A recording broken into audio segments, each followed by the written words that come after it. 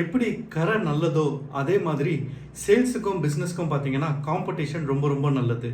எதனால் இப்படி சொல்கிறேன் அப்படின்னு பார்த்தீங்கன்னா, வாய்ப்புகள் பெருகுங்க. மார்க்கெட் அவேர்னஸ் இன்க்ரீஸ் ஆகும்.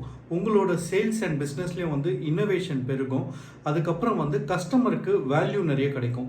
இப்போ உதாரணத்துக்கு வந்து பார்த்தீங்கன்னா, ஒரு ஹோல்சேல் மார்க்கெட் சென்னையில் இருக்கிற ஒரு சவுகார்பேட்டையில் பார்த்தீங்கன்னா, நீங்கள் ஒரு எலக்ட்ரானிக் ஐட்டம் வாங்கணும் அப்படின்னு பார்த்தீங்கன்னா, 1க்கு 10 கடை பக்கத்துலேயே இருக்கும். அதே மாதிரி டிஜிட்டல் பிளாட்ஃபார்ம்ஸ்லையும் எடுத்து பார்த்துக்கோங்க. அமேசானில் நீங்கள் ஒரு குறிப்பிட்ட வகை பேனாவை தேடுறீங்க அப்படின்னு பார்த்தீங்கன்னா, அந்த பேனாவை பற்றி 10 வெண்டார்ஸ் கிட்ட இருந்து வேரியஸ் டீடைல்ஸ் வரும். இதனால வந்து கஸ்டமர்ஸ்க்கும் வந்து வேல்யூ அடிஷன் அதிகமாக கிடைக்குது. காம்படிஷனால தானே வந்து நமக்கு வந்து இன்க்ரீஸ்ட் மார்க்கெட் ஃபோக்கஸ், ஒரு மோட்டிவேஷன், அதுக்கப்புறம் வந்து value for the customers, market intelligence, இது எல்லாமே பெருகுது. அதனால வந்து இனிமேல் காம்படிஷனை காம்படிட்டர்ஸ் அப்படின்னு கூப்பிடாம கொலாபரேட்டர்ஸ், அதாவது வந்து நம்ம சேர்ந்து அவங்களோட பயணிக்கிற மாதிரி கொலாபரேட்டர்ஸ் அப்படிங்கிற ஒரு டேர்மோடு அழைச்சி பழகலாமே.